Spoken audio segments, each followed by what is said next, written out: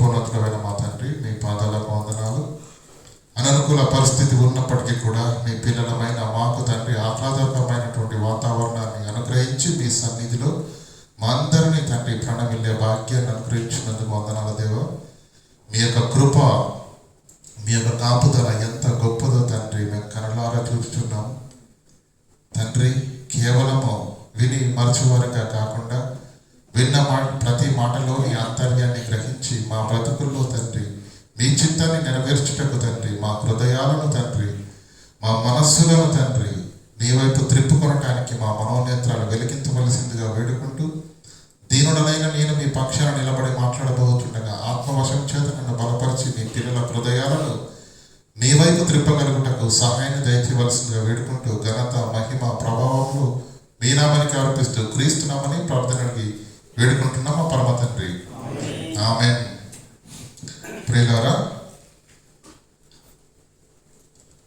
ఈరోజు మనకు బల్ల ఆరాధన కార్యక్రమం కూడా ఉంటుంది కనుక మరి సమయాన్ని గుర్తిరిగి మరి సకాలంలో ముగించే ప్రయత్నం చేస్తాను. తదనంతరం మరి బ్రదరు జాన్ గారు మరి బల్ల ఆరాధన కార్యక్రమాన్ని చేపడతారు కనుక మరి కొన్ని నిమిషాలు దేవుని యొక్క వాక్యాన్ని మనం ధ్యానం చేద్దాం. ప్రియులారా, భూమి మీద ఈ 60 సంవత్సరాల జీవితంలో ముఖ్యంగా మనుష్యులంగా మధ్యతరగతి కుటుంబాల్లో ఉన్నటువంటి మన బ్రతుకులను మనం ఒక్కసారి ఆలోచన చేసి చూసినట్లయితే ప్రియులారా, తెలుగులో ఒక సామెత ఉందండి, పేదవాడి మనసు ఫిల్ చేయట్లేదు, తెలియదా? పేదవాడి మనసు పెద్ద మనసు అన్నారు. ఎందుకు? పెద్దోడి మనసులో మనసు చిన్నగా ఉంటుంది, వాడి ఆలోచన చిన్నగా ఉంటుంది. పేదవాడి మనసు ఎందుకు పెద్దగా ఉంటుంది అంటే, ఆ పేదవాడికి కష్టం తెలుసు, ఆ పేదవాడికి కన్నీళ్ళు తెలుసు, ఆ పేదవాడికి ఆకలి విలువ తెలుసు, ఆ పేదవాడికి అన్నం విలువ కూడా తెలుసు. నువ్వు ఇలా ఇసిరి పారేస్తావేమో, కానీ అన్నాన్ని పేదవాడు విసిరి పారేయలేడు.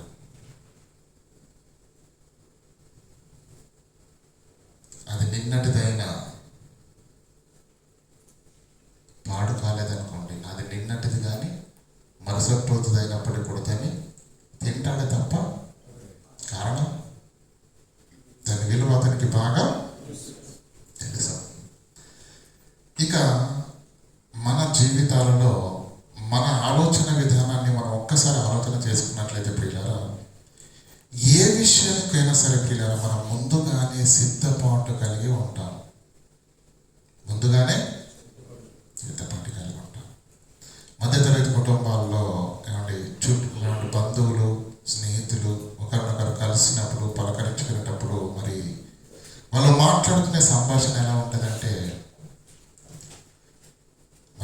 ఇప్పుడు కలిసారనుకోండి, ఇద్దరు స్నేహితులు కలిసి మాట్లాడుకునేటప్పుడు మరి మా ఆడపిల్ల ఉంది కదా అంటే, మేము ఆడపిల్ల ఉంది, పెళ్లి వయసుకు వచ్చింది మరి ఏమన్నా అనగానే వాళ్ళు ఏమంటారు తెలుసండి? ఆడపిల్ల ఉందని మేమేం చేసామో తెలుసా?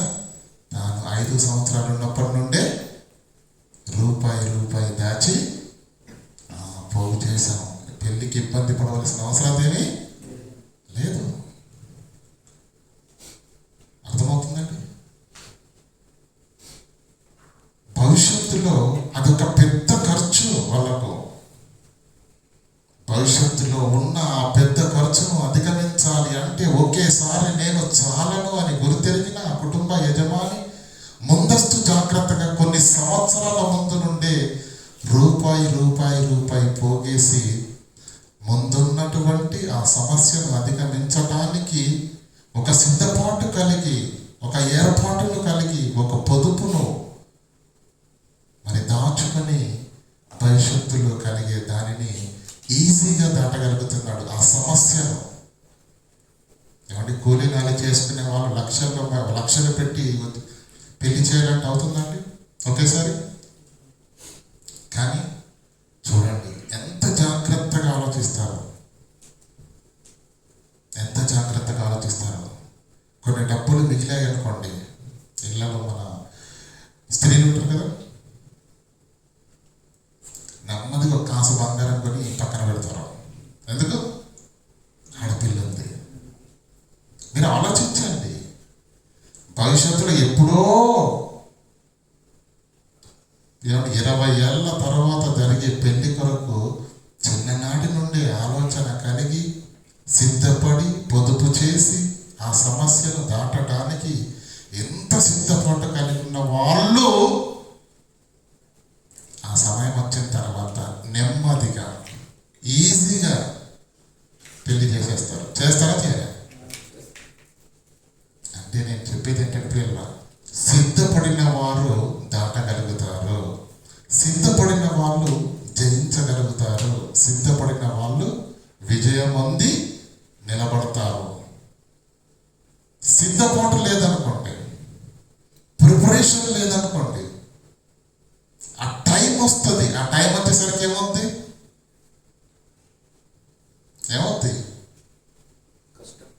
కష్టం.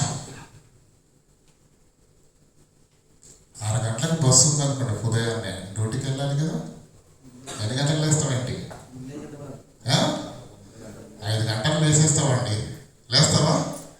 5 గంటలకు లేసేసి చక్కగా స్నానం చేసి వంట చేసుకొని టిఫిన్ పెట్టుకొని 10 నిమిషాల ముందు నుండే టైం చూస్తూ ఉంటాం, ఇంకా టైం అవ్వలేదు. సిద్ధపాటు. 6 గంటలకు బస్సు ఉందనుకోండి, 5:50 వరకు పడుకున్నాం అనుకోండి, ఏమవుద్ది? బ్రతుకు బస్ స్టాండ్ అయిపోద్ది. అంతేనా కాదు? ప్రసంగి గ్రంథం 9వ అధ్యాయం 12వ వచనం.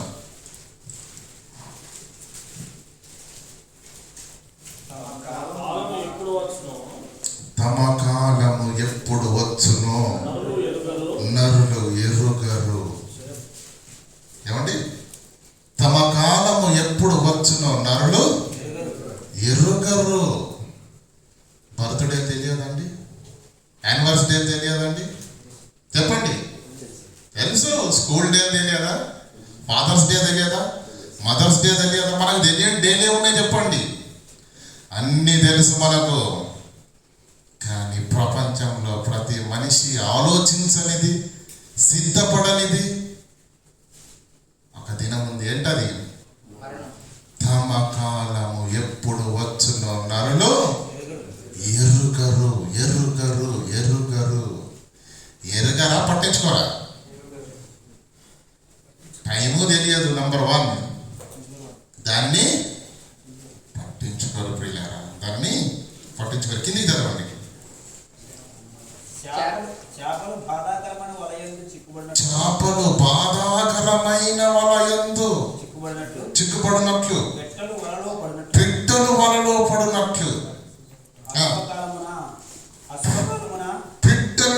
పడినట్లు. రెండింటి గురించి చెప్పాడండి. నంబర్ 1 చేపలు, నంబర్ 2 పిట్టలు. ప్రియులారా, చేపలు కానీ పిట్టలు కానీ మేము చస్తామని తెలిసి గాలం దగ్గరికి వెళ్ళావు. నేను చస్తానని తెలిసి ఒక పక్షి ఆ ఊరిలో చిక్కబడదు. ఏమనుకుంటుందో తెలుసా? ఆయాసపడి ఆకలితో, ఆకలి తీరుతుందన్న ఆశతో ఆహారము ఆహారం కనిపించగానే సంతోషంతో ఆనందంతో కనబడుతున్న ఆహారాన్ని తినడానికి ఆశతో వెళుతుందండి. ఆశతో వెళుతుంది. అక్కడ ప్రమాదం ఉన్నదని, మరణం ఉన్నదని, ముళ్ళు గుచ్చుకుంటుందన్న సంగతి చేపలకు తెలియదు. వాటి ఆలోచన వేరు. ఆశ, ఆకలి తీర్చుకోవాలి. ఆశతో వెళుతుందండి, ఆశతో వెళుతుంది. కానీ కనిపిస్తున్న ఆహారంలో ఏముంది? ఇనుప ముక్క కడ్డి ఉంది అక్కడ. గాలం కదా. కనపడుతున్న ఆహారంతో కడుపు నింపుకుంటానన్న ఆశతో వెళుతుంది. కానీ ఆ గాలమే తన గుండెలను, దవడల్ని చీల్చి తన ప్రాణాన్ని తీస్తుందన్న సంగతి దానికి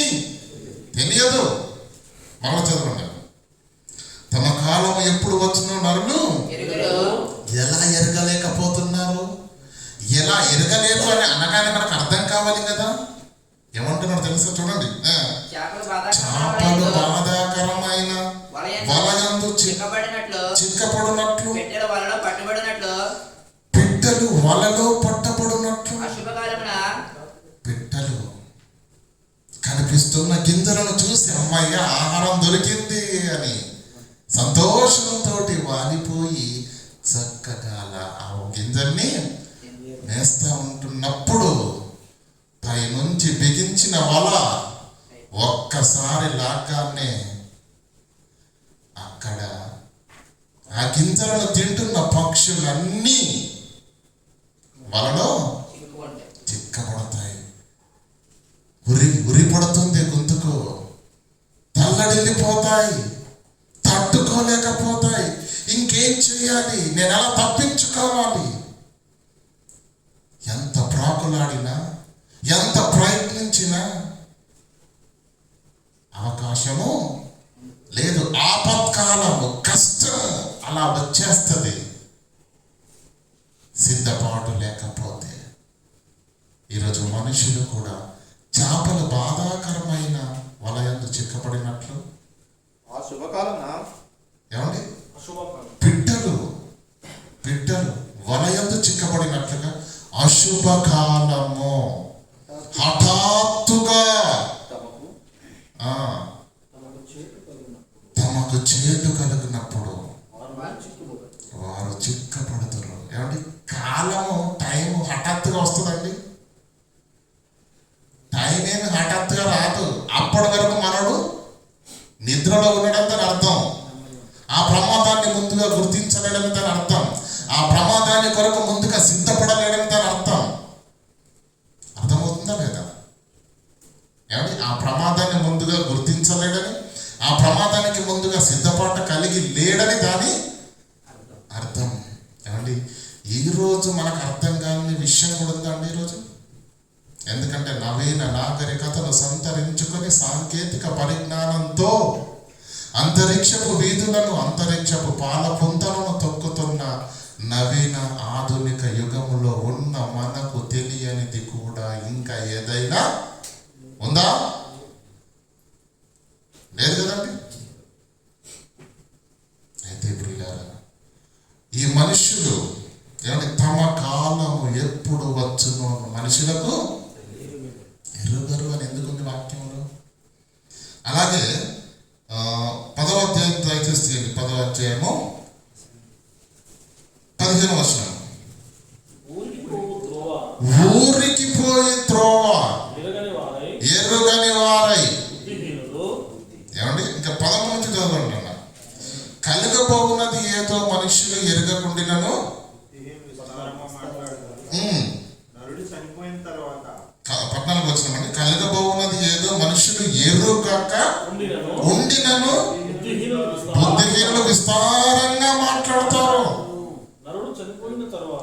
ఏంటి తెలియంది? అక్కడ ఏమనుంది? 14 వచ్చిన కలుగబోవున్నది ఏదో మనుషులకు ఎరుగరట. దేని గురించి మాట్లాడుతున్నాడు గ్రంథకర్త అంటే? కింద మాట్లాడుతున్నాడు. ఏమండి,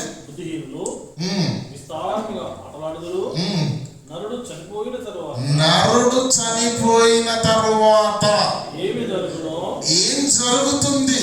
ఎవరు తెలియజేతురు? ఎప్పుడైనా ఆలోచించారండి ఇది? ప్రపంచంలో ఊగిసలాటలో ఉన్న ఏ మనిషి కూడా బ్రతికున్నప్పుడు చేయని ఆలోచన ఇదే. మనిషి చనిపోయిన తర్వాత ఏం జరుగుతుంది? భయం అండి బాబు. ఆ ఆలోచన ఎంత భయపడతారంటే, సావు అనే పదం కూడా మన నోటి నుంచి రావటానికి ఎవరు ఇష్టపడరు. ఇంటి దగ్గర ఉన్నప్పుడు అమ్మ దగ్గర కానీ, అండి భార్య దగ్గర కానీ అని చూడండి, చావు అని అనుకో ఏం చేస్తారు? ఏమంటారు? ఆ పదం కూడా మనల్ని కంప్లీట్. ఇంకొకసారి దయచేసి అన్నమాట నీ నోట రావద్దు, నా చెవున వినపడద్దు. అది అశుభం. పరిగణిస్తున్న మనుషులను దాని గురించి ఆలోచించే స్థితిలో లేని వాళ్లకు నరుడు చనిపోయిన తరువాత ఏమి జరుగునో ఎవరికి తెలియదు. ఎందుకంటే ఆలోచించరు, ఎందుకంటే పట్టించుకోరు, ఎందుకంటే భయం. ఎందుకంటే భయం. కింది చదవండి. ఊరికి పోయే త్రోవ మనకు తెలుసా తెలియదు? చెప్పండి చెప్పండి. మా ఊరుతో మనకు తెలియదు అనేటోళ్ళు ఎవరైనా ఉంటే చెప్పండి. తెలుసా తెలియదా? తెలుసా తెలియదు? మీ ఊరితో తెలుసా? మరి దేవుడు ఎందుకు రాయించాడు? ఏ ఊరు గురించి రాయించాడు? ఉందా? ఉందా? మన ఊరు ఈ ఊరా? ప్రియులారా, దేవుడు ఏదైతే చెబుతున్నాడో 66 పుస్తకాలలో ఈ పరిశుద్ధ లేఖనాలు దేన్నైతే ఘోషిస్తున్నాయో మనిషి దానిని మాత్రం మనసున పెట్టడం లేదు. అది వద్దు. ఊరికి పోయే త్రోవ నీకు తెలియాలని, నువ్వు గురు తెరగాలని, ఆ ఊరికి రావటానికి నువ్వు సిద్ధపాటు కలిగి ఉండాలని. హైదరాబాద్కి వెళ్ళాలంటే సిద్ధపడుతున్న నీవు, దుబాయ్ పట్టణానికి వెళ్ళడానికి సిద్ధపడుతున్న నీవు, పక్కూరికి వెళ్ళడానికి చక్కని బట్టలను సిద్ధం చేసుకొని, డబ్బు సిద్ధం చేసుకొని, టికెట్లను కొనుక్కొని ఒక ప్రయాణాన్ని కొరకు ఇంత సిద్ధపాటు కలిగిన నీవు, నీకున్న అసలు సిసలైన ప్రయాణం కొరకు, నువ్వు వెళ్ళవలసిన నీ ఊరు కొరకు నువ్వు తెలుసుకొనకపోతే, నువ్వు సిద్ధపడకపోతే ఊరికి పోయే త్రోవ ఎరగకపోతే కిదర్ జాయేగా? ఎక్కడికి వెళ్తా? చెప్పండి చెప్పండి. బ్రతుకున్నప్పుడు ఎప్పుడు ఆలోచించరు, చనిపోయిన తర్వాత వేస్తారండి బాబు సాంగ్. ఏంటది? పరదేశులమో, మంచి పాట. ఇంకో పాట ఉందిలేండి, బీభత్సమైన పాట, గుండెని పిండి చేసేస్తుంది. అది ఏంటండి పాట? అది చెప్పండి. మాట్లాడరేంటి? ఏంటి మాట్లాడరా ఏంటి? ఇంకో పాట ఉంది కదండి, అది అది మన శివయాత్రకి వేస్తారు కదా. మీరు చెప్పర్లేండి.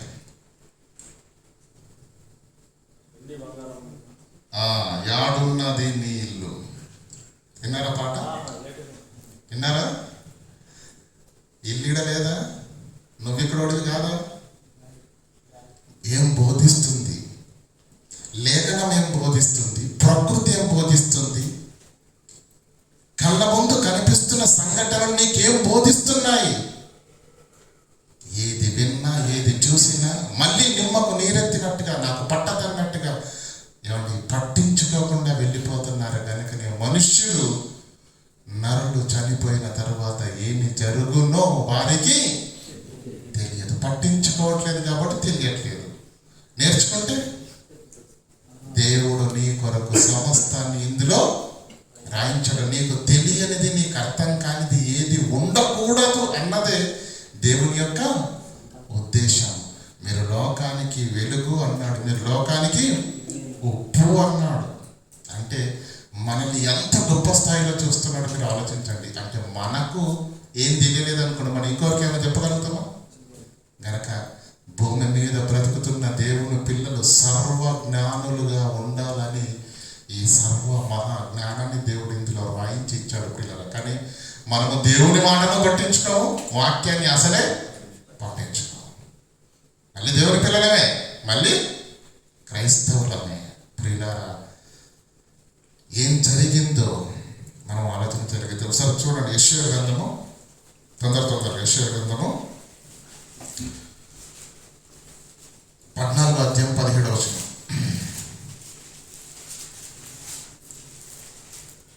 నీవు పాతాళమునకు నరకములో ఒక మూల త్రోయబడితివే. నీవు పాతాళమునకు చదవండి. నరకములో ఒక మూలకు త్రోయబడితే ఉమ్. నిన్ను చూచువారు నిన్ను నిదానించి చూచుచు ఇట్లు తలపోయిదును.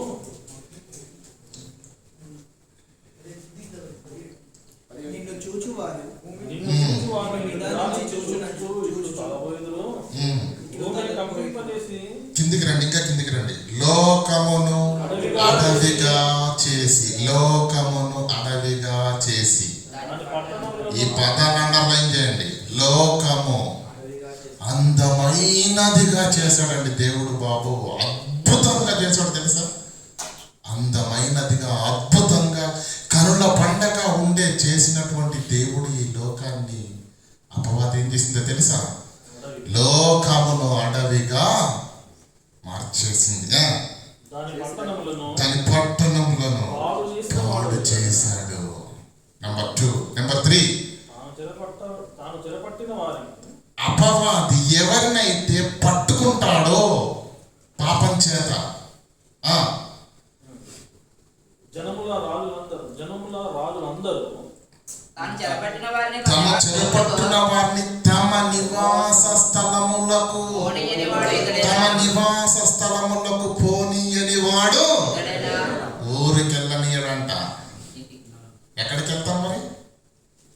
మనం ఎక్కడి నుంచి వచ్చామో, మన ప్రారంభం ఎక్కడుందో, మనం ఏ ఊరికి వెళ్ళి వచ్చామో తిరిగి ఆ ఊరికి మాత్రం వాడు వెళ్ళనివ్వడంట. ఏమంటాడు? తమ నివాస స్థలములకు వెళ్ళనివ్వట్లేదు ఈ ప్రపంచాన్ని.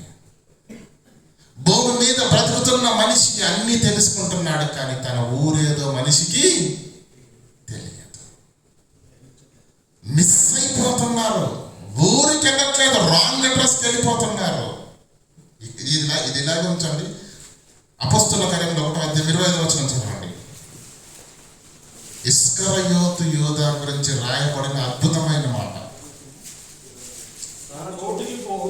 తన చోటికి, తమ నివాస స్థలానికి పోవుటకు యూదా తప్పిపోయి రాంగ్ బస్ ఎక్కిపోయాడు మనడు. అంతేనా? ఇంటికి వెళ్ళాలంటే ఏ బస్ ఎక్కాలండి మనం? ఏ బస్ ఎక్కాలి చెప్పండి? హైదరాబాద్ ఎయిర్పోర్ట్ తీసుకుని ఏ బస్ ఎక్కాలి చెప్పండి? అన్నీ ఉంటాయి మరి అక్కడ. కరీంనగర్ బస్ ఎక్కామనుకోండి ఇంటికి వెళ్ళిపోతాం. రాజమండ్రి బస్ ఎక్కామంటే మిస్ అయిపోతాం. అంతేనా కాదా? ఏ బస్ ఎక్కిన పోతుంది అనుకుంటే ఎక్కడికి వెళ్తాం? మన ఇంటికి వెళ్ళావు. కనుక ప్రియులారా, ఇస్కరియోతు యూదా ఏం చేశాడటండి? తన చోటికి, తమ నివాస స్థలానికి వాడు వెళ్ళలేదు, తప్పిపోయి. అంటే నివాస స్థలానికి వెళ్ళలేడా? వెళ్ళలేడు. ఈ ప్రపంచం కూడా తమ ఊరేంటో ప్రపంచానికి తెలియదు. తమ నివాస స్థలాలకు వెళ్ళవలసిన వారైన ఈ ప్రపంచంలో ఉన్న మనుషులు దాన్ని ఎరుగకుండానే ఈ భూమి మీద బ్రతుకుతున్నారు. అశుభకాలము హఠాత్తుగా ఒక భూకంపం వచ్చేస్తుంది, ఒక యుద్ధం, ఒక ప్రకృతి ప్రళయం, ఒక సునామీ, ఒక కరోనా. అశుభకాలం హఠాత్తుగా వచ్చేస్తుంది. నువ్వు సిద్ధపాటు లేకపోతే, నీ నివాస స్థలానికి వెళ్ళేటట్టుగా నీ బ్రతుకు, నీ భక్తి లేకపోతే. అందరూ చదువుకున్న వాళ్ళే కదండి, ఎగ్జామ్స్ రాశారు లేదండి? మాస్టర్ గారు స్కూల్లోకి వచ్చి క్లాస్ రూమ్లో రేపటి నుంచి ఎగ్జామ్స్ అన్నాడు అనుకోండి, కొందరు ముఖాలు మాడిపోతాయి. అవునా కదా? ఎవరి ముఖాలు మాడిపోతాయి? ఎందుకు మాడిపోతాయి మీరు చెప్పాలి. చదవ లేకుండా, సిద్ధపాటు లేకుండా క్రికెట్ ఆడే వాళ్ళు అంతే ఏమవుతారు? మొక్కలు మాడిచేస్తారు. అంతేనా? కొందరు మొక్కలు మాత్రం వెలిగిపోతాయండి. బాబు కిలకిలకిల నవ్వుతారు. ఓకే, పీ రెడీ అన్నట్టు ఉంటారు వాళ్ళు. ఎవరు వాళ్ళు? ఎప్పుడు మాస్టర్ గారు చెప్పిన పాటలను చక్కగా రాసుకుంటూ, హోంవర్క్ చేసుకుంటూ, అది మ్యాథమెటిక్స్ కానివ్వండి, ఇంగ్లీష్ కానివ్వండి, తెలుగు కానివ్వండి, సైన్స్ కానివ్వండి, ప్రతి విషయంలో ప్రతి సబ్జెక్ట్లో అలర్ట్గా ఉండి ప్రతి దాన్ని చెప్పినట్టుగా రాసుకుంటూ నేర్చుకుంటూ జ్ఞానాన్ని సంపాదించుకున్న వాళ్ళు ఎలా ఉంటారు తెలుసా అండి?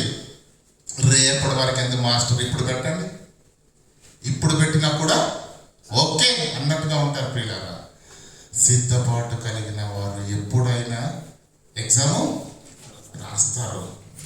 సిద్ధపాటు లేని వాళ్ళు గనుక ప్రియులారా, పరీక్షల కాలం, శ్రమల కాలం, కష్టాలు, కన్నీళ్ళు, ప్రకృతి నుంచి వచ్చే ఆపదలు, ఏది ఎప్పుడు ఎక్కడ నుంచి విరుచుకుపడుతుందో మనకు తెలియదు. మరణము అందరికీ వచ్చును. ఆరోగ్యంగా ఉన్నవాడు వెళ్ళిపోతాడు, అనారోగ్యంగా ఉన్నవాడు వెళ్ళిపోతాడు, పేదవాడు చనిపోతాడు, ధనవంతుడు కూడా చనిపోతాడు. ఏ రోగం వచ్చినా డాక్టర్ తీస్తాడు, ఉంటాడా డాక్టర్? మరి అందరూ వెళ్ళవలసిన, ఎవరు ఎలా వెళ్తారన్నది మనకు సంబంధం లేదు, కానీ వెళ్ళవలసిన వారు ఆ వెళ్ళక ముందు నీ నివాస స్థలమునకు వెళ్ళగలిగే స్థితిలో నీవు ఉండాలి. నీకు తెలుసా అసలు? చెప్పండి, ఎక్కడ నీ ఊరు అట్లా చెప్పండి ఒకసారి, నాకు చెప్పండి. తెలుసా? ఉంది. ఉదయకాలం లేచి దుబాయ్కి వచ్చారండి. ఇంటి గురించి మీరు ఆలోచించట్లేదా? ఇంటి వాళ్ళతో మాట్లాడట్లేదా? మాట్లాడుతున్నారా లేదా? ప్రియులారా, యేసుక్రీస్తు ఏ ఆలోచన కలిగి ఉన్నాడో ఆ ఆలోచన కూడా మనకు లేదు. యోహాను సువార్త 13:5 దయచేసి. యేసుక్రీస్తుకి ఏం తెలుసో ఈరోజు మనకు అది తెలియదు.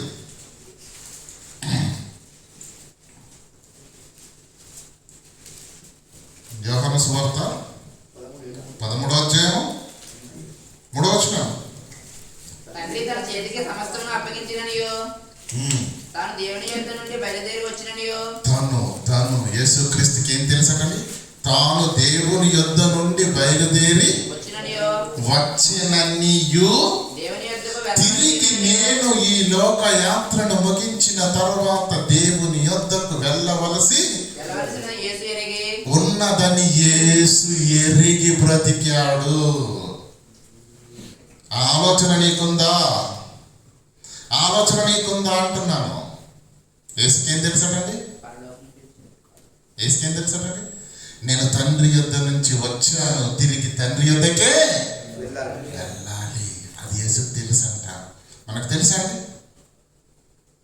తెలిస్తే కుదరదు. అక్కడికి వెళ్ళేటట్టుగా మన జీవితాలు ఉండాలి. యేసుకు తెలుసండి ఇది, భక్తులకు తెలుసండి అది. వాళ్ళు ఎక్కడికి వెళ్ళాలో వాళ్ళకు బాగా తెలుసు, కానీ మనకు తెలియదు. ఏమంటున్నాడు? తాను ఈ దేవుని యొద్ద నుండి బయలుదేరి వచ్చునని, దేవుని యొద్దకు తిరిగి వెళ్ళవలసి ఉన్నదని యేసు ఎరిగి. చూడండి, కీర్తనల గ్రంథం 90వ అధ్యాయం. కీర్తన గ్రంథం 90వ అధ్యాయం చదవండి, 2వ వచనం మొదటి నుంచి చదవండి. ప్రభువా, తరతరముల నుండి మాకు నివాస స్థలము నీవే. దేవునిలో నుండి వచ్చిన మనము తిరిగి దేవుని యొద్దకు తిరిగి వెళ్ళాలి. అలా వెళ్ళాలి అంటే ఈ భూమి మీద దేవుడు నిన్నెందుకు పంపాడో తెలియాలి, ఎలా బ్రతకాలో నీకు తెలియాలి. ఈరోజు ఒకరిని ఏడిపించి, ఒకరిని దోచుకొని, ఒకరిని తొక్కి ఈరోజు నువ్వు బ్రతకగలవేమో. ఈ భూమి మీద 5 రోజులు, 4 దినాలు, 4 కాలాలు బ్రతకగలవేమో. కానీ నిన్ను పంపిన దేవుడు, నువ్వు అన్యాయం చేస్తే తిరిగి దేవుడు నిన్ను చేర్చుకొన్నాడు. అక్రమం చేస్తే దేవుడు నిన్ను చేర్చుకున్నాడు. బలాత్కారము చేస్తే దేవుడు నిన్ను చేర్చుకున్నాడు. నువ్వు దేవుని యొద్ద నుంచి వచ్చావు, తిరిగి దేవుని యొద్దకు వెళ్ళాలి అంటే దేవుని మాట, ఆజ్ఞను తృణీకరించి బ్రతకటానికి నీవు వీలు లేదు. ఆ ఆజ్ఞను వినాలి, ఆ ఆజ్ఞకు లోపడాలి, ఆజ్ఞను అనుసరించి నీవు భూమి మీద బ్రతకాలి. తరతరముల నుండి నీకు ఏమండి, తరతరముల నుండి మాకు నివాస స్థలము నీవే, నీవే. నీలో నుంచి వచ్చిన మేము తిరిగి నీ యొద్దకు రావాలి. అది క్రమము. కానీ ప్రపంచము దాన్ని మర్చిపోయింది. ప్రపంచము దాన్ని మర్చిపోయింది. 3వ వచనం చూడండి. నరులారా తిరిగి రండని నీవు.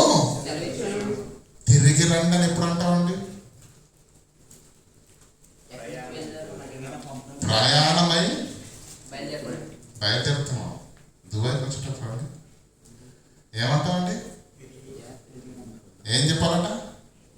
వెళ్తున్నానంటే ఏమన్నారు తెలుసా అండి? అనకూడదు. వెళ్తున్నానని అనకూడదు. అశుభం. వెళ్ళొస్తానని. దేవుడు కూడా ఏం చేశాడండి? ఏమంటాడు? పొండి అన్నాడా? తిరిగి రండి. దేవుడు కూడా ఏమంటుండండి? భూమి మీద పంపించాడు. ఏమంటాడు? నాన్న మీరందరూ తిరిగి రండి, నరులారా తిరిగి రండి అని నీవు సెలవిచ్చిన. మేము రాము ప్రభు, మాకు ఇక్కడ బాగుంది. 50 ఏళ్ళు అయినా అదే మాట, 60 ఏళ్ళు అయినా అదే మాట, 70 ఏళ్ళు అయినా ఏంటి ప్రభు మరి ఇంత తొందరగా? ఇక్కడ కంఫర్ట్గా బాగుంది, చాలా బాగుంది. శరీరములో శక్తి చనిపోయి, ఏమంటే శరీరంలో ఉన్న శక్తి అంతా హరించుకుపోయి నిలబడలేక చూడలేక మంచం పడిన తర్వాత వెళ్ళిపోతున్నాం. ఒకవేళ చచ్చిపోయేంత వరకు ఫుల్ ఎనర్జీ ఉంది అనుకోండి, పోతామా? అస్సలే. అప్పుల వాడిని తప్పించి తిరిగినట్టుగా అప్పిస్తాం. అప్పు తీసుకున్న తర్వాత వాడికి మనం తప్పిస్తాం. అందరా వాడు ఏ టైంలో వచ్చినా మనం వాడికి ఎందుకు దొరికితే మాత్రం ఉతికి ఆరేస్తున్నాడు. అందుకని అప్పువాన్ని తప్పించినట్టుగా మనల్ని తప్పిస్తారంటే కుదరదు. కాబట్టి ప్రియులారా, నరులారా తిరిగి రండని సెలవిచ్చుచున్నాడు. ప్రియులారా, దేవుని ప్రణాళిక ఏంటి? దేవుని ఆలోచన ఏంటి? దేవుడు ఏం చేశాడు? ప్రకృతిలో ఏం జరిగింది? ఈ వివేచన, ఈ ఆలోచన నీకు లేకపోతే నీ జీవితం సిద్ధపాటు కలిగి ఉండదు. మధ్యతరగతి కుటుంబాల్లో పుట్టినటువంటి ఒక ఆడపిల్ల పెళ్లి చేయాలన్న ఉద్దేశంతో తల్లి తండ్రి కష్టపడి కాయ కష్టం చేసి రూపాయి దాచుకొని పోస్ట్ ఆఫీస్లో డబ్బులు దాచుకుంటున్నారు, చీటీలు కడుతున్నారు, కాసు బంగారం పోగేసి భవిష్యత్తులో ఉండే ఆ పెద్ద ఖర్చును తప్పించుకోవడానికి ఒక సిద్ధపాటు, ఒక ప్రణాళిక, ఒక పొదుపును కలిగి ఆ కష్టాన్ని దాటుతున్నప్పుడు మనమందరము ఈ లోకయాత్రను ముగించి వెళ్ళవలసిన వారం అయితే ఎక్కడికి వెళ్ళాలి? అది నీకు తెలుసా? ఊరికి పోయే త్రోవ ఎరగకుండా భూమి మీద మాత్రం ఏం చేస్తారంట? బుద్ధిహీనులు విస్తారంగా మాట్లాడుదురు. నోరు తెరిస్తే మాత్రం డైలాగ్లకు మాత్రం తక్కువేమీ లేదు. వాస్తవాన్ని తెలుసుకోవాలి. మనం ఏం జరిగిందో తెలుసా పిల్లరా? ఏం జరిగింది? ఎందుకు ఆలోచన లేకుండా బ్రతుకుతున్నాం మనం? దేవుడు ఈ లోకాన్ని చేసినప్పుడు ఒకసారి చూడండి. ఆదికాండము 1వ అధ్యాయము 31వ వచనం చదవండి ఒకసారి. ఆదికాండము. దేవుడు తాను చేసిన యావత్తును చూచినప్పుడు అది చాలా మంచిదిగా ఉండేను. ప్రియులారా, వాక్యాన్ని చదివి వెళ్ళకండి, వాక్యాన్ని చదివి ఆలోచించండి. ఏమంటుండే అక్కడ? దేవుడు ఎవరు చేశారండి? ఎవరు చేశారండి? దీన్ని ఎవరు చేశారండి? కంపెనీ యాపిల్ కంపెనీ ఒక ఫోన్ తయారు చేసిందంటే దాని గురించి ఆలోచించవలసిన అవసరత లేదు. కారణం బ్రాండ్. అది నీకున్న నమ్మకం. ఏ మేస్త్రి కట్టాడండి లోకాన్ని? ఏ కాంట్రాక్టర్? దేవుడు. తానే దేవుడు తాను చేసినది తన చేతితో దేవుడు దేవుడు చేసిన తరువాత మళ్ళీ ఒకసారి రీచెక్ చేశాడు తెలుసా? రీచెక్ చేసి ఏమన్నాడు? తాను చేసిన యావత్తును చూచినప్పుడు అది చాలా మంచిదిగా ఉండెను. సైడ్ ఎఫెక్ట్స్ లేవు, నష్టము లేదు, కష్టము లేదు. దేవుడు చేసి నీకు ఇచ్చిన దాంట్లో సైడ్ ఎఫెక్ట్లు ఏమీ లేవు, నష్టము లేదు, కష్టము లేదు. కానీ మనిషి వాడుకుంటాడండి. దేవుడిచ్చింది దేవుడిచ్చినట్టుగా వినియోగించుకుంటాడా? వీడికి పోయే కాలం దగ్గరకు వచ్చి ఏం చేశాడు? తన సుఖ విలాసముల కొరకు, సౌకర్యాల కొరకు, లగ్జరీ కొరకు ఏం చేశాడు? నడుచుకుంటూ వెళ్తే మరీ ఇబ్బంది అవుతుంది కాబట్టి ఏం చేశాడు? వాహనం కావాలన్నాడు. ఇప్పుడేమవుతుంది? ఆ వాహనం నుండి వచ్చే కార్బన్ మొనాక్సైడ్ ఏమండి, అది భయంకరమైనటువంటి పొగను విడుదల చేసి ఈరోజు ఆకాశంలో రక్షణ వలయంగా ఉన్నటువంటి ఓజోన్ పొరను కాల్చివేస్తే భూమి మీద మనిషి మనుగడకు ఈరోజు భయంకరమైన ముప్పు వాటిల్లింది. చల్లగా కుళాయిలో నీళ్లు తాగంటారా బాబు అని దేవుడిస్తే ఈడేం చేశాడు? ఫ్రిడ్జ్ అన్నాడు. ఫ్రిడ్జ్ నుంచి ఏమొస్తుంది ఇప్పుడు? ప్రియోన్ అనే భయంకరమైన విషం వాయువులో. ఏసీ ఆరు బయట చల్లగా దేవుడిచ్చి ఆ గాలిని తీసుకోవాలంటే మనోడు ఏం చేశాడు? ఏసీ కావాలన్నాడు. ఇప్పుడు ఏమైంది? ఎండలో పని చేస్తే కష్టం ఉందని ఏసీ గదుల్లోకి డ్యూటీలు చేస్తున్నారు. ఇప్పుడు మన వాళ్ళు కష్టపడి ఏసీ గదిలోకి వచ్చి కూర్చున్న తర్వాత మళ్ళీ ఆసుపత్రిలోకి వెళ్తున్నారు. ఏమని? విటమిన్ D3 లోపం. అది భయంకరమైన జబ్బంట. మళ్ళీ ఇది మనిషి తనలోని నుంచి వచ్చిన ఆలోచనలు పదును పెట్టి ఏమండి, మనిషి చేసిన ప్రతిదీ కొంతవరకు ఉపయోగకరంగా ఉందేమో కానీ దానికంటే 10 రెట్లు నష్టాన్ని చేకూరుస్తుంది. ఏమండి, మీరు బాగా ఆలోచించండి. ఇది అవసరము అనుకుంటే, ఇది నష్టము కలిగించనిదిగా ఉంటే దేవుడు నీకు ఫ్రిడ్జ్ ఇచ్చేవాడు ముందు. దేవుడు ఇవ్వలేదంటే దాని అర్థం ఏంటో తెలుసా? అది మంచిది కాదు. దేవుడు ఇచ్చింది ఎలా ఉంది? తాను చేసిన యావత్తును దేవుడు చూసినప్పుడు అది చాలా గుడ్, వెరీ గుడ్, ఎక్సలెంట్. దేవుడు ఇచ్చింది, దాంట్లో నో సైడ్ ఎఫెక్ట్స్, నో నష్టం, నో కష్టం. అలాంటిది దేవుడు మనకి ఇచ్చాడు. మనం ఏం చేశాడు? మనిషి ఏం చేశాడు? తన సొంత తెలివితో దాన్ని ఏం చేశాడు? మార్చేశాడు. ఇది నంబర్ 1. నంబర్ 2 స్వార్థం. మనిషి ప్రియులారా, మనము బ్రతకాలి అనుకుంటే సమస్య ఉండదు. నేనే బ్రతకాలి అనుకుంటే ఏమండి, పక్షుల్లో ఈ పోటీతత్వం లేదు. ఉందా? జంతువులు ఎప్పుడన్నా కొట్టుకున్నాయా? పక్షుల్లో, జంతువుల్లో, భూమి మీద ఉన్న సకల చరమైన జీవరాశుల్లో ఏ జాతిలో లేని ముసలం నర జాతిలోనే ఉంది. నేనే బ్రతకాలి, నేనే ఎదగాలి, నేనే శాసించాలి. ఆ అధికారం కోసం, ఆ ధనం కోసం ఈరోజు మనిషి కోట్లకు పడగలెత్తాలి. అతి తక్కువ కాలంలో నేను కోటీశ్వరుని కావాలి. ఏం చేయాలి? షార్ట్ రూట్లో ఏం చేయాలి?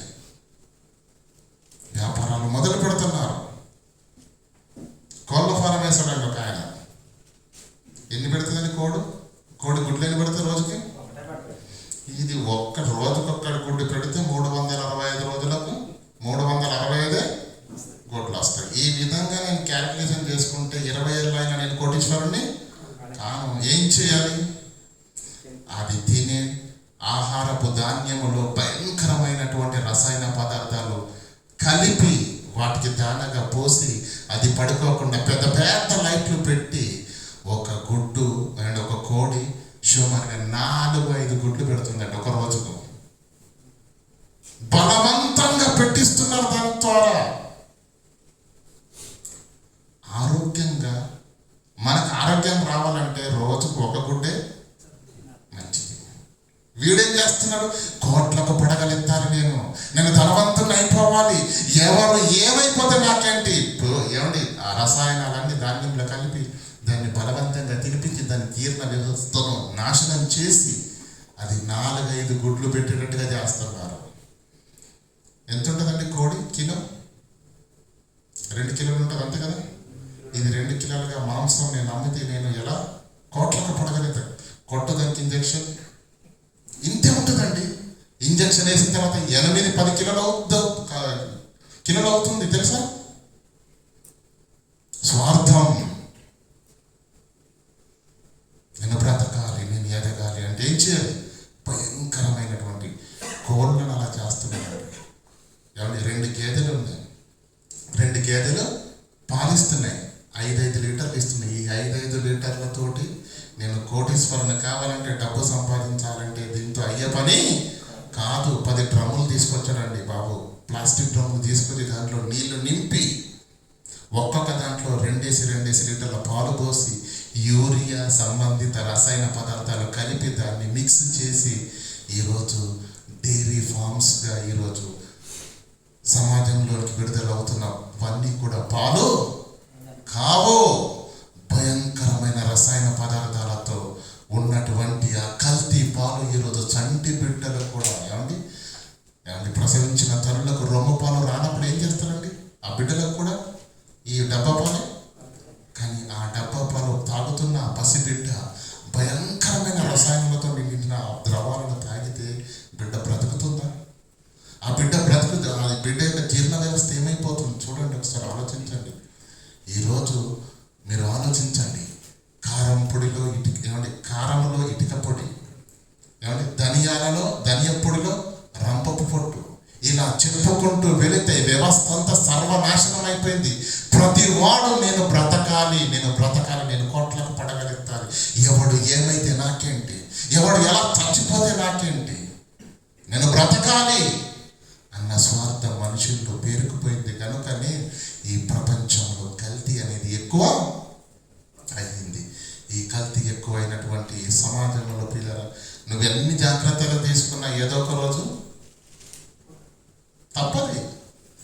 కనుక పిల్లరా, సమాజం బాగులేదు, ప్రకృతి బాగులేదు. దేవుడు అందమైన లోకంగా దేవుడు తయారు చేసి మనకిస్తే ఈరోజు అపవాది మనుష్యుల యొక్క స్వార్థ ప్రయోజనాలను ఉపయోగించుకొని ప్రతి మనిషిని ఒక క్రూరుడిగా మార్చి, స్వార్థపరునిగా మార్చి ధనాపేక్ష నింపి కోట్లకు పడగలెత్తించాలని ప్రతి వాణిని ఈ కల్తీకి, ఈ దుర్వ్యాపారానికి ప్రతి మనిషిని ఉసిగొలిపి ఈరోజు అందమైన లోకము అడవిగా మార్చేసింది. అందమైన లోకము అడవిగా మార్చేసింది పిల్లరా. ఈ లోకములో మనం ఎంతో కాలము బ్రతకలేము. కారణం భూమి పండడము మానేసింది. ఎందుకు మానింది? ఎందుకు మానిందండి పిల్లరా? ఒకప్పుడు, ఇప్పుడు కాదు, 100 ఏళ్ల క్రితం వెనక్కి వెళితే తాతలను అడగండి సంవత్సరానికి ఎన్ని పంటలు వేసేవాళ్ళని. ఒక్కటే, అది కూడా వానాకాలంలో పంట వేసేవారు. ఆ పంట అయిపోయిన తర్వాత 6 నెలలు భూమి భయంకరమైన ఎండల చేత అది ఆరాలి, ఆ భూమి వేడెక్కాలి. లవణ పోషకాలు మృత్తిక క్రమక్షణం మరలా దాంట్లో పుట్టుకు రావాలి. మరుసటి సంవత్సరం పంట వేస్తే మరలా బలమైన పంట. అది తింటే నీకు ఆరోగ్యం, అది తింటే నీ ఎముకలకు సత్తువ, నువ్వు ఆరోగ్యంగా ఉంటావు, నువ్వు జీవం కలిగి ఉంటావు. మన వాళ్ళకి ఏమైంది? సంవత్సరానికి ఒక పంట అంటే నా దగ్గర డబ్బులు, మరేం చేయాలి? 2 వేయాలి. 2 వేయాలంటే ఏం చేయాలి? దాంట్లో ఉండాలా వద్దా? దాంట్లో బలం ఉండాలా వద్దా?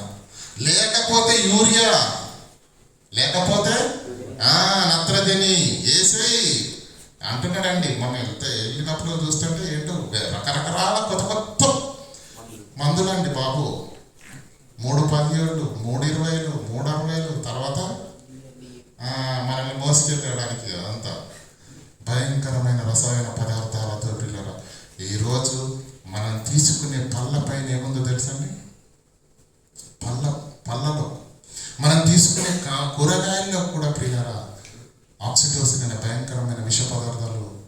వస్తున్నాయి.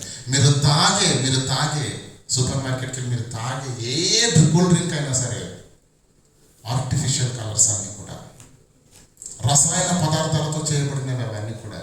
అవన్నీ పాడు కాకుండా ఉండటానికి భయంకరమైనటువంటి నిల్వ ఉంచే పదార్థాలను కూడా అందులో కలుపుతున్నారు. ప్రియులారా, లోకం పాడైపోయింది.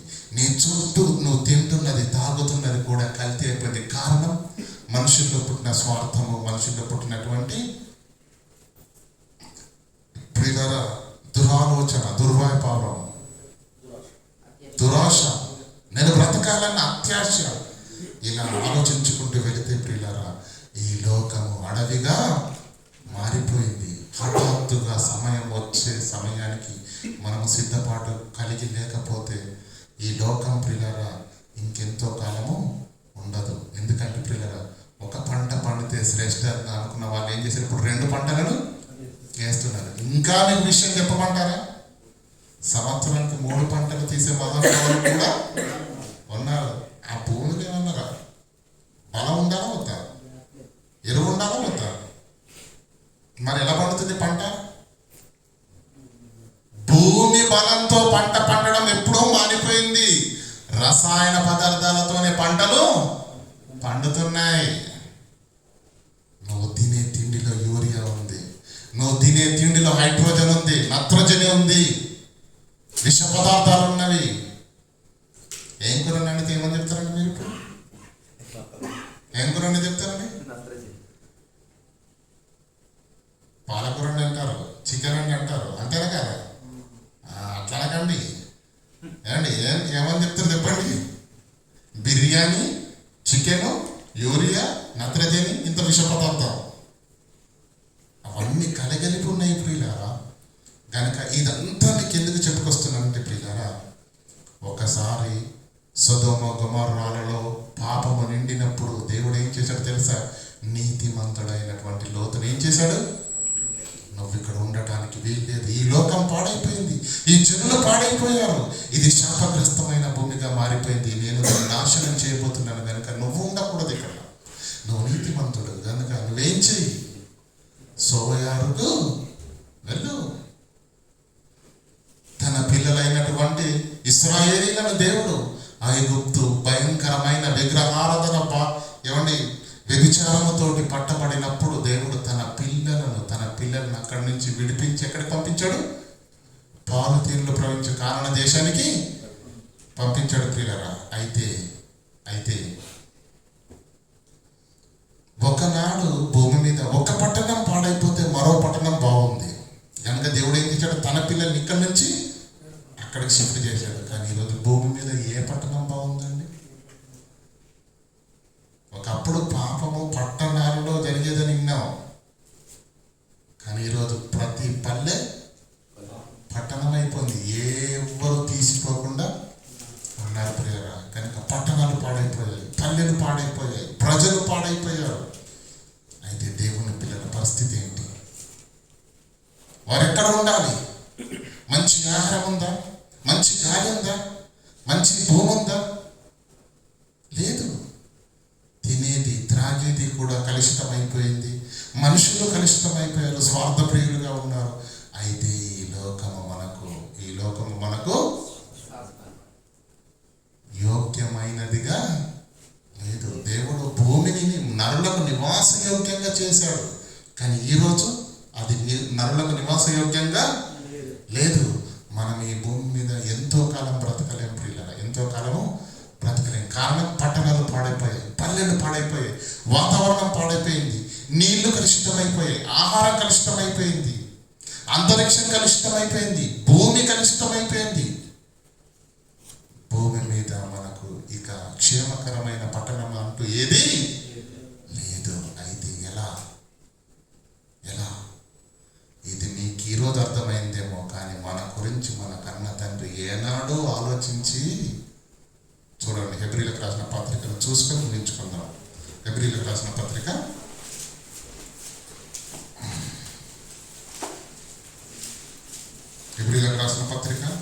11వ అధ్యాయం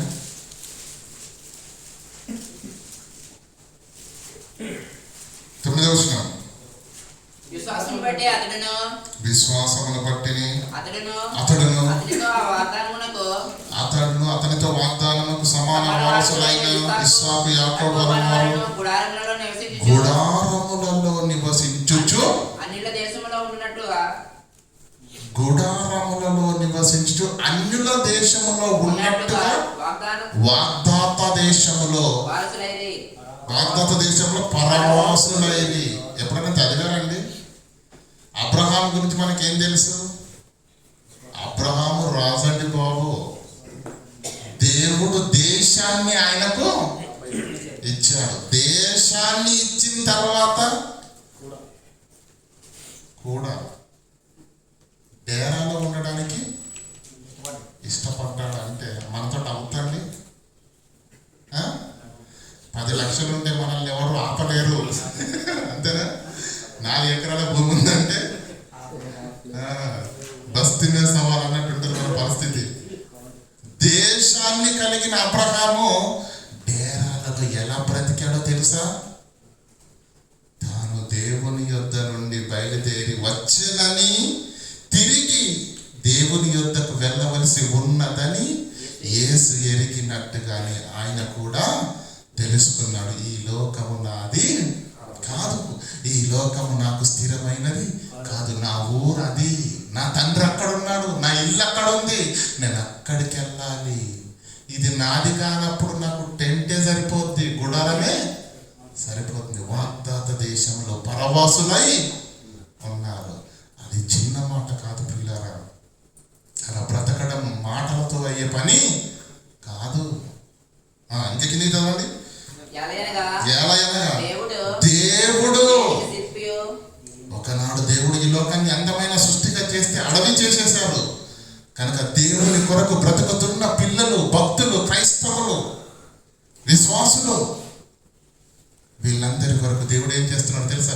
ఇక భూమి మీద నా పిల్లలకు క్షేమకరమైనటువంటి పట్టణము లేదు, అయితే నా పిల్లల కొరకు నేను ఒకటి తయారు చేయాలని ఏం చేస్తున్నాడట?